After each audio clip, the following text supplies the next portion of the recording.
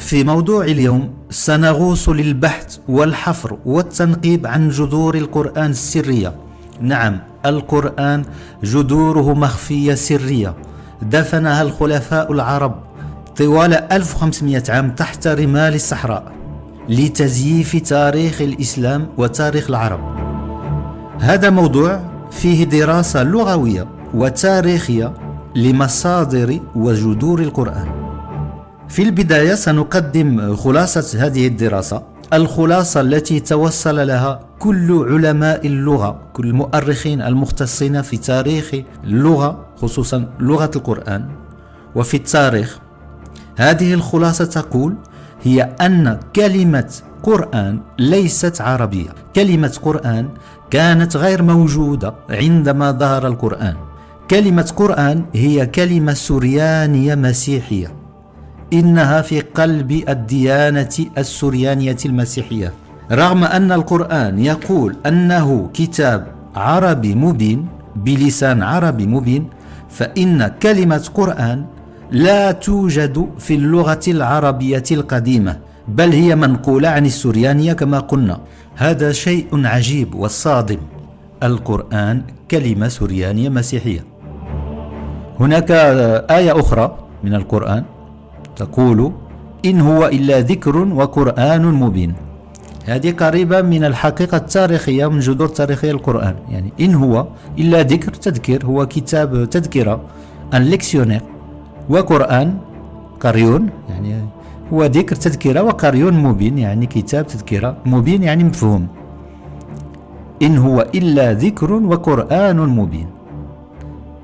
هذه آية عجيبة ربما تقود لجذور القرآن.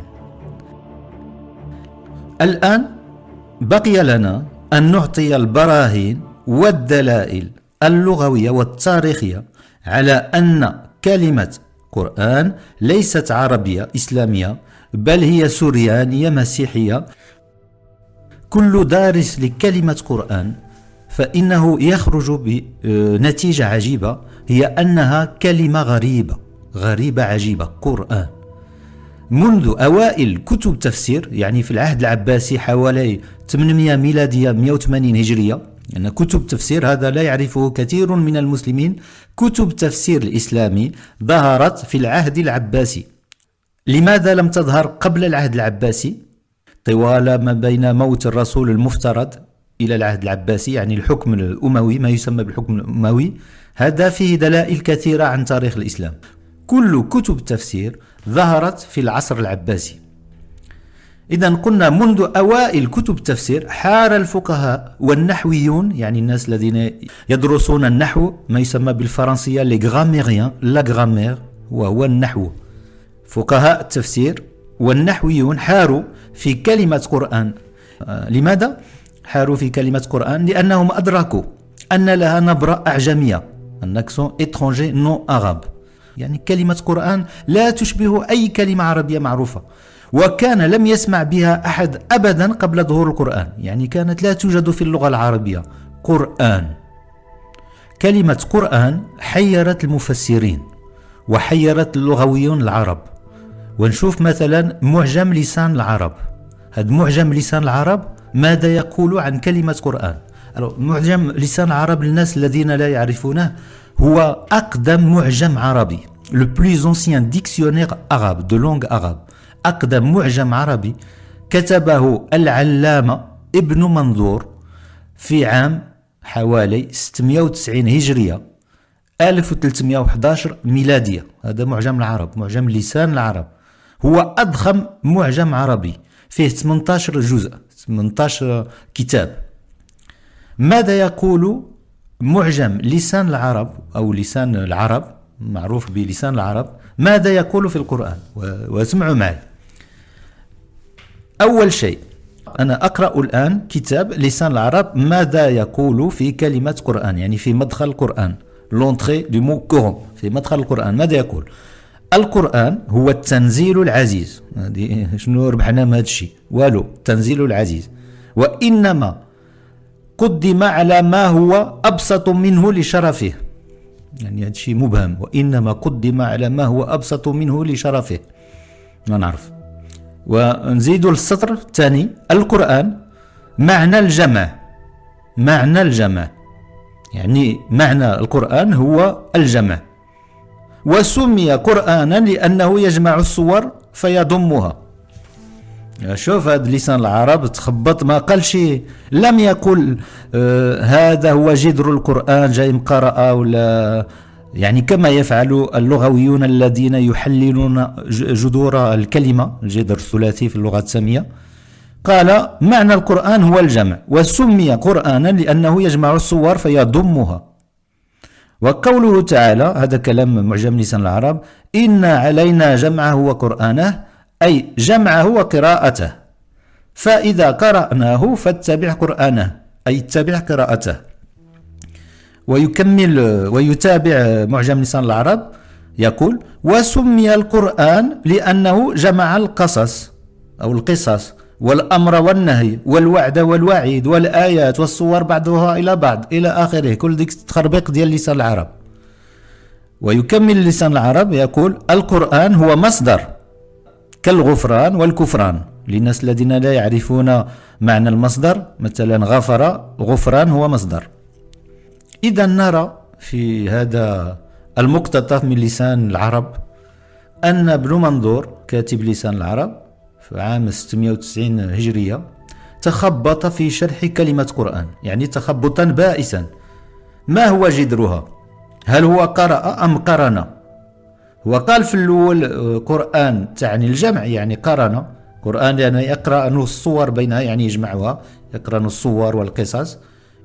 ومن بعد قال لك جذرها قرأ، ومنها جت قرآن.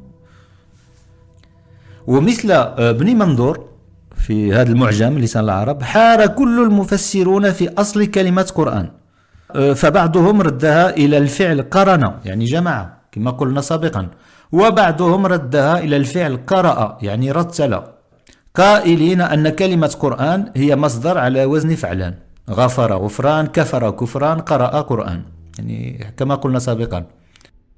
ومن بعد حاروا فيها: هل يقال قرآن أم قرآن؟ لا أحد يعرف. يعني قراءة كلمة قرآن المسلمون الأوائل كانوا لا يعرفون هل هي تكتب أو تقرأ قرآن أم قرآن. ولكن في الحقيقة كلمة قرآن ليست مصدر. علاش؟ المصدر، ونذكر أن كلمة مصدر هي مثلا أنا فعلت فعلا على وزن فعلا، مثلا غفر غفران.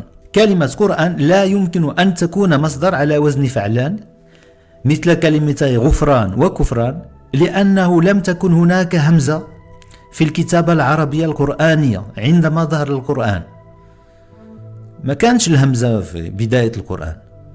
الهمزة أدخلت في المصاحف العباسية حسب المؤرخين. الهمزة ديال القرآن الهمزة أدخلت في المصاحف العباسية حوالي 750 ميلادية، بحال الألف مثلا، ألف الوسط مثلا. قال في المصاحف الأولى ما كانش ألف الوسط، كانوا كيكتبوها بحال قل أو قل. يعني الهمزة أدخلت في العهد العباسي على المصاحف مثل ألف الوسط، أي بعد 150 سنة من ظهور القرآن. والدليل على هذا هو أن أقدم مخطوطات القرآن، يعني مخطوطات باريس، سمرقند، صنعاء، ليس فيها همزة. وشوفوا في الشاشة، ها هو مثل يعني بسيط جدا. هذا مقتطف من مخطوطات باريس، قرآن باريس. وشوفوا هنا على الشاشة، شوفوا كلمات أولئك، وشوفوا كيف مكتوبة: الألف، الواو، لا، واحد النغيزة، واحد الشريطة، شرطة، إيكا، إي، وما كاينش فيها الهمزة، والكاف. أولئك بحال اللي قلتي أولئك، ما كانوش النقط ديال الياء، أولئك. وشوفوا من تحت شوية كلمة ملائكة، شوفوها في الشاشة، ملائكة. ولاحظوا معي أنه كلمة ملائكة، شوفوا ما كانش الألف في الأول، كاين اللام، ميم، لام، ملائكة. النقطات ديال الياء ما كايناش، حتى هي ما كايناش، والها ما كايناش، زوج النقط ديال ملائكة، الملائكة. وهذا هو ما يسمى بالخط القرآني الحجازي. هذا الخط الذي هو على الشاشة هو الخط ما يسمى بالخط الحجازي.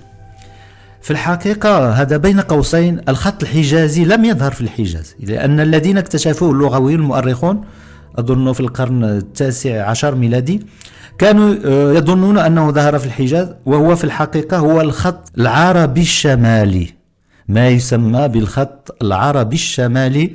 أين ظهر؟ ظهر في الشام. هل هذه صدفة؟ الخط العربي الشمالي يعني خط أول قرآن الخط الحجازي ظهر في سوريا في الشام.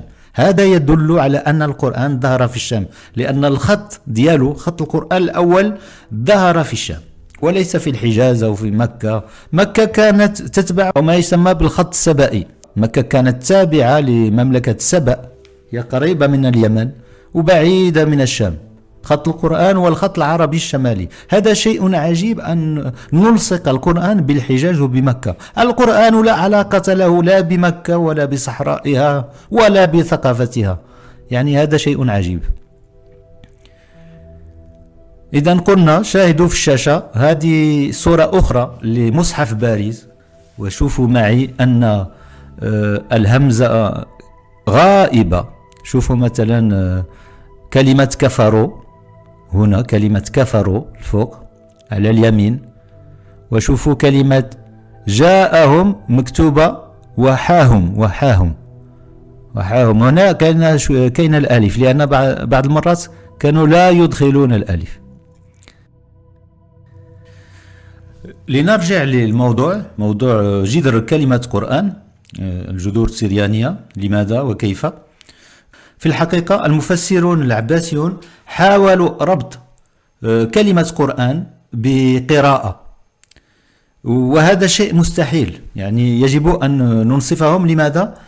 لأنها كانت مهمة صعبة ومستحيلة لسبب بسيط وبديهي، هو أن في عهد الرسول المزعوم وصحابته، يعني حوالي 610 ميلادية، الكتابة العربية كانت غير راسخة، كانت في تطور.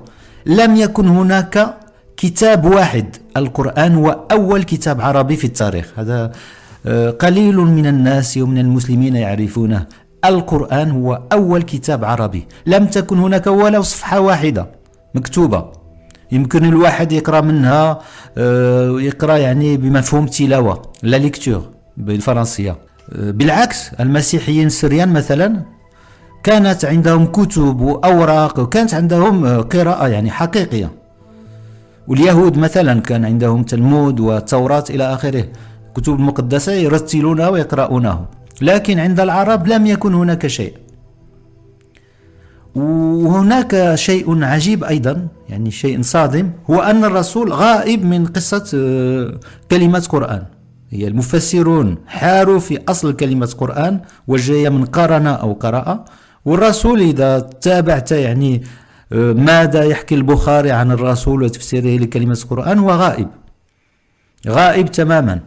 لا مرة واحدة تكلم فيها الرسول عن أصل ومعنى كلمة قرآن. وشوف ده، بحثوا معايا يا إخوان، بحثوا في كتب الفقه والسيرة وحاولوا تعرفوا هل الرسول فسر كلمة قرآن للمسلمين. حاول أن تجد في كتب السيرة والفقه والأحاديث شيئا أو نصا يتكلم فيه الرسول عن القرآن ويشرح معنى كلمة قرآن. لا تجد أي أثر في كتب الحديث عن تفسير الرسول لمئات الكلمات والآيات الغامضة في القرآن، هذا قلناه سابقا، خصوصا كلمات قرآن. الرسول لم يفسر ما معنى كلمة قرآن، من أين جاءت، ولا حتى مرة واحدة يسأله الصحابة عن ذلك، من أين جاءت كلمة قرآن. يعني هذا لا نجده في كتب الفقه. إذا ما هو أصل كلمة قرآن؟ كلمة قرآن كما قلنا هي كلمة سوريانية، كلمة سوريانية جاية من كلمة قريون، قاف راء ياء نون، قريون.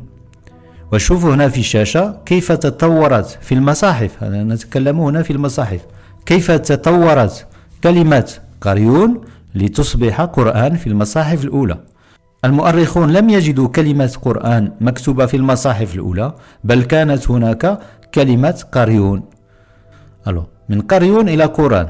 الألف هنا نجد في المرحلة الأولى من قريون إلى قرآن الألف عوضت الياء في المصاحف المتأخرة. يعني في المصاحف الأولى كانت قريون، مثلا ما كانش غير كلمة قريون وقرآن، هناك كلمات عديدة. مثلا كلمة بناها كانت غير مكتوبة بناها، كانت بنيها. جلاها مثلا، ها هي ترونها في الشاشة، جلاها كانت تكتب جليها. وكذلك قريون كتبوها من بعد قرآن. علاش؟ لماذا؟ لا نعرف، يعني هذا شيء غامض. لماذا الكتاب الأوائل الذين كتبوا مخطوطات القرآن بدلوا كتابة قريون إلى قرآن؟ لا نعرف.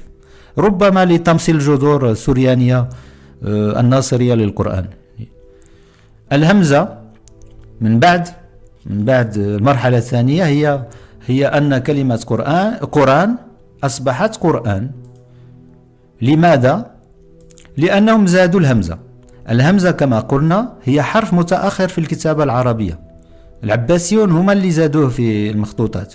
مثلا في المخطوطات الأولى كما شفنا سابقا كلمة ملائكة، الملائكة كانت تكتب ملائكة، ما كانتش الهمزة، وزادوها الهمزة وأصبحت ملائكة.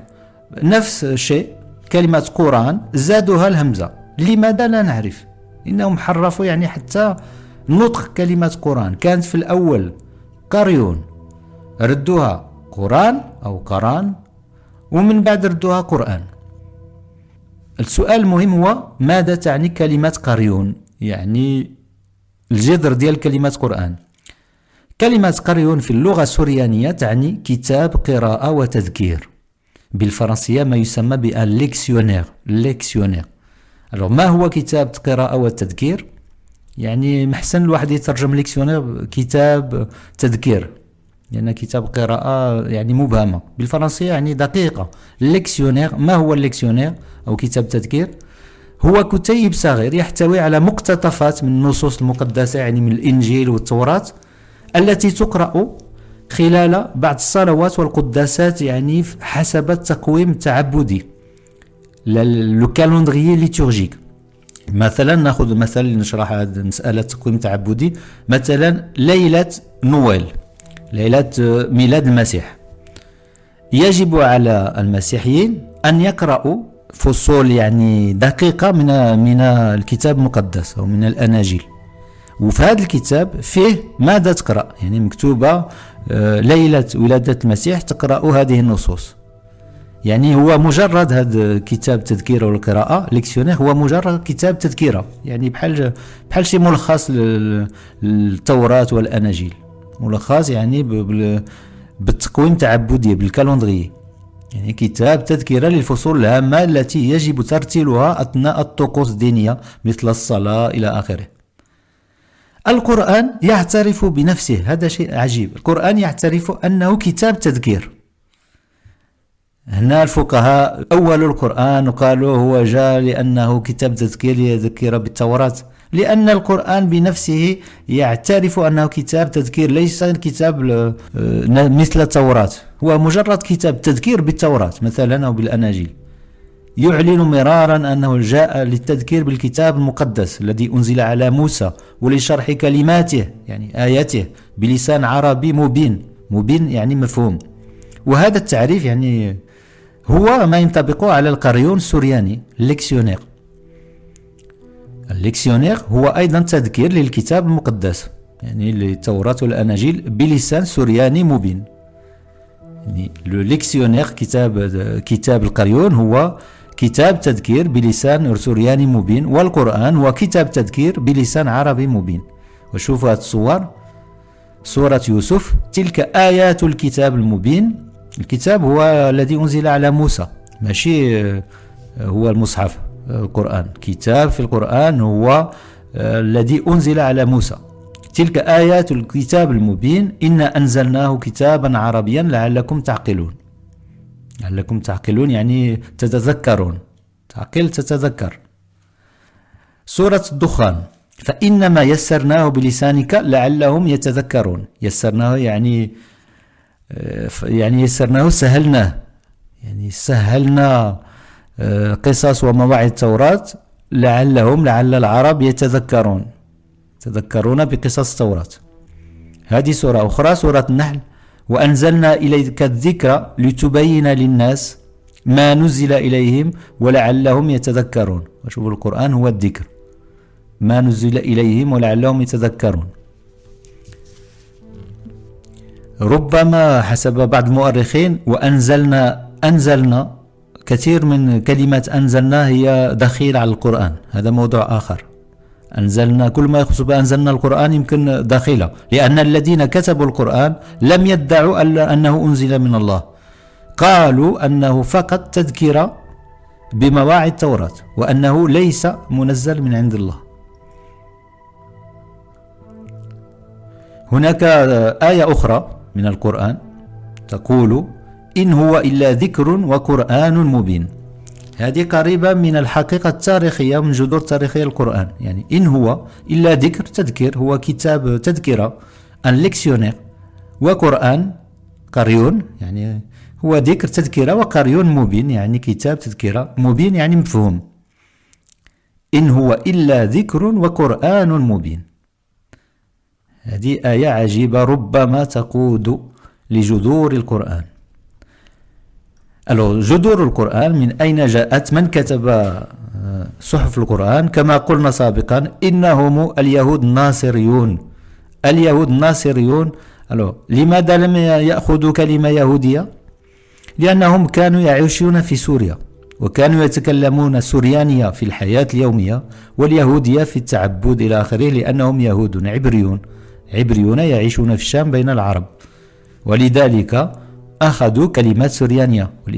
لهذا نجد كلمات سوريانية عديدة في القرآن، وعبرية أيضا، لأن كتاب القرآن كانت لهم ثقافة ثلاثية، كانت عندهم ثقافة عربية يعيشون في سوريا في الشام، كانت عندهم ثقافة مسيحية، لأن العرب الشاميين كانوا مسيحيين باللغة الآرامية السوريانية، وكانوا يتكلمون العبرية كتاب القرآن، لأنهم كانوا يهودا، أصلهم يهود ناصريون، يهود مهرطقون.